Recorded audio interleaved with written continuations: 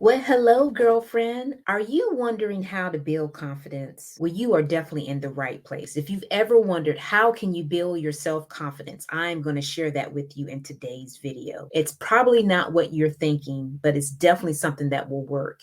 So let's get started, shall we?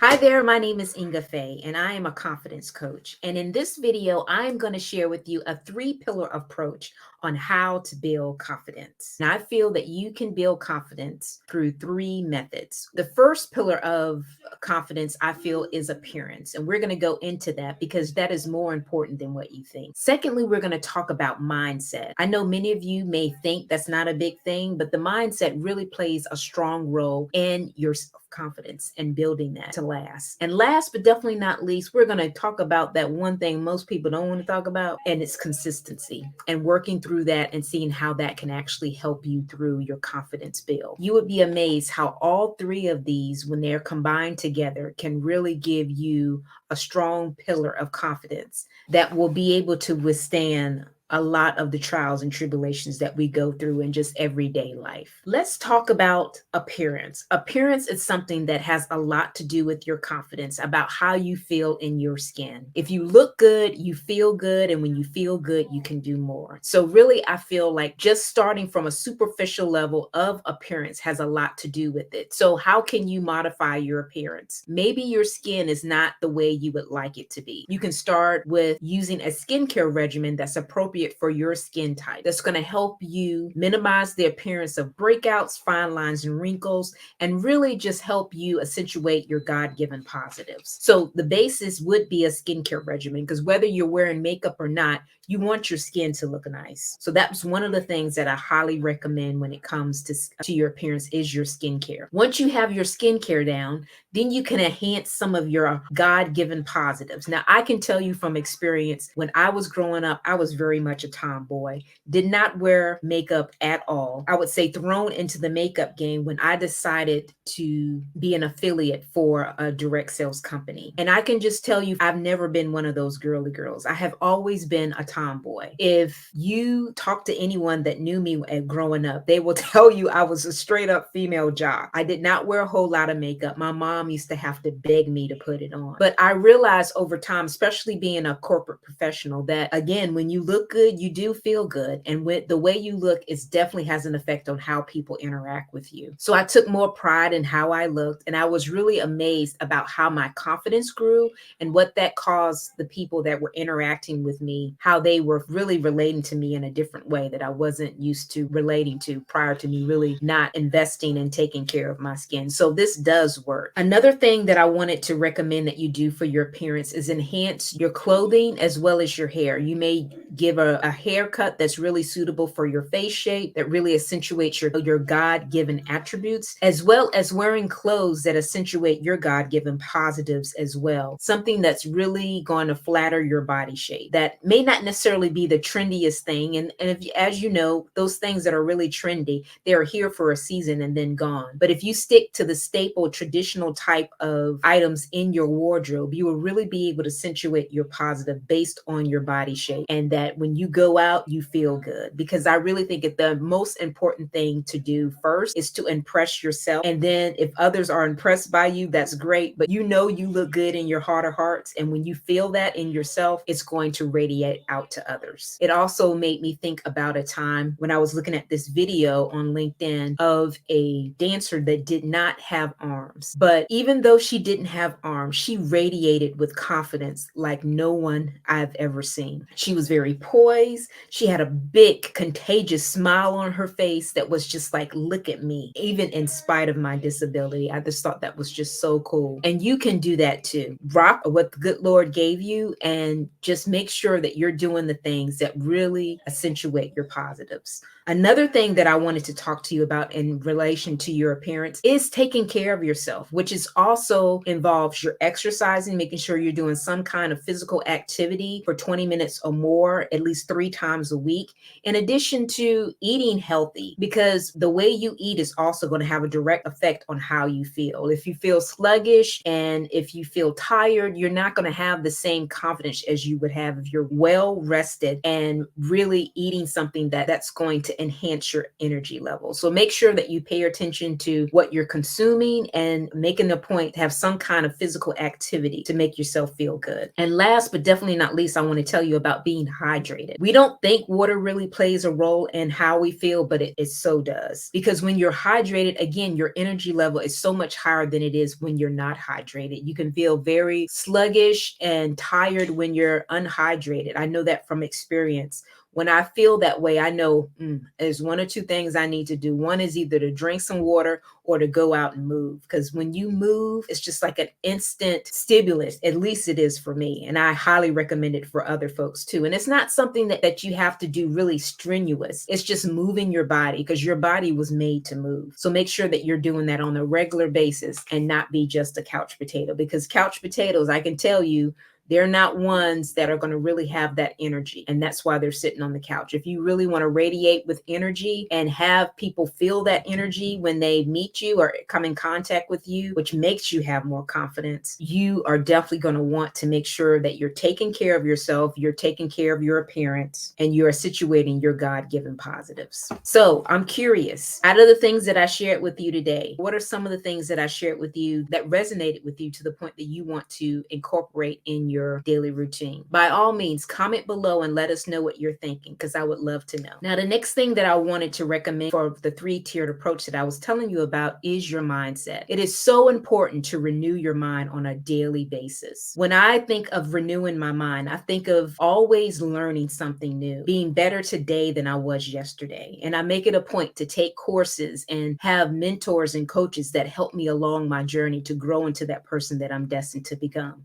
I highly recommend that you do this as well, because as the more times that you put yourself outside of your comfort zone is the more time and the actual building of a trust muscle that you're going to have within yourself, that you'll know that if I try this, even though it's something I've never done before, I did XYZ before, now I know I can do this. For example, I know when I was in grad school, I had never bodybuilt. My brother had done it, and I really thought, well, hell, if he can do it, I can do it too. And I really made it a point to step out of my comfort zone and do that. Now, granted, I was already working out. I was an aerobics instructor, had been an aerobics instructor for over 10 years, but taking this to another level of bodybuilding, which included a diet and a very strenuous regimen with working out twice a day, every day, was something that I had never done before. But after I did it, it was just so refreshing to me to be able to know that when I really put my mind to something, that I could really do it, that I've been able to carry on into my business and my life since that has happened. And granted, that was over 20 years ago. So I would highly encourage you to do things outside of your comfort zone so you can build that faith muscle within yourself, knowing that if you try something that you've never done before, that granted, it's going to be difficult in the beginning, but if you stick with it, you will be able to accomplish your goal. I would also encourage you to be around people that are positive and encouraging and are doing things that you desire to do. Because when you hang out with big thinkers, it's going to transform you into the big thinkers, because you are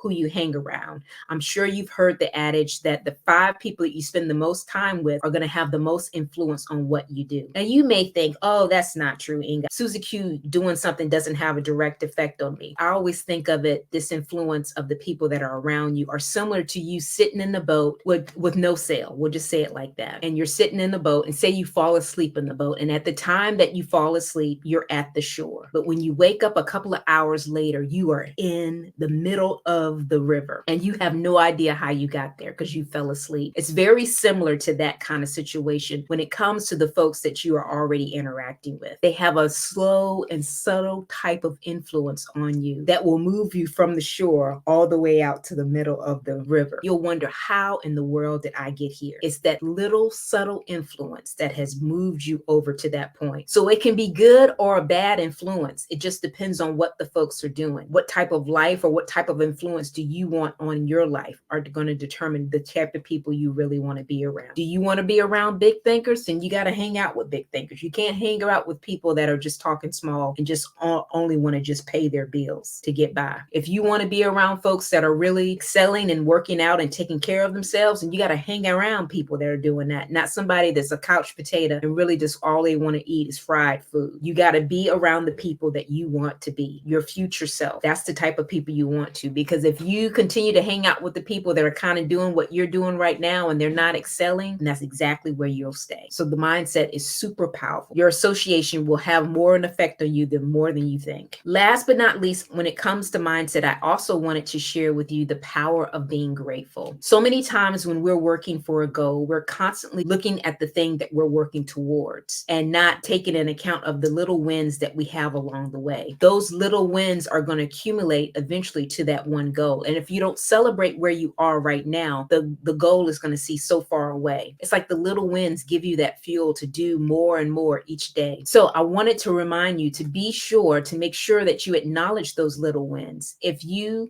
call 10 people in your business, make sure that you say, oh, great, I called 10 people. Or if you walk for 15 minutes while you were on your lunch break and you normally don't do that, take that as a win as well. If you're now eating more vegetables, at first you were eating French fries as well as chicken tenders for lunch, and now you're eating a chicken salad. Take that as a win. Take those small wins and don't overlook those small wins, because those small wins are what going to lead to your big goal that you're reaching towards. So before I go into the consistency part of the confidence building, I would love for you to subscribe to the channel. I will be dropping knowledge like this all the time on this channel. Every Thursday, we'll do an upload. So if this information really resonates with you and you want to hear more from us, be sure to subscribe to the channel below. We would love to have you as a part of our tribe. So now let's talk about consistency. This last but definitely not least, it does have a strong influence on our building our confidence and building that trust in ourselves. So I didn't want to leave this off the table. I definitely wanted to go right into it so you could truly have a better understanding of it. So when it comes to consistency, a lot of the times is we have a tendency to hold people outside of ourselves more accountable than we hold ourselves. For whatever reason, we decide, well, you can let yourself off the hook when it comes to certain things. Maybe you've decided that you're going to eat 5 vegetables a day and you did it yesterday, but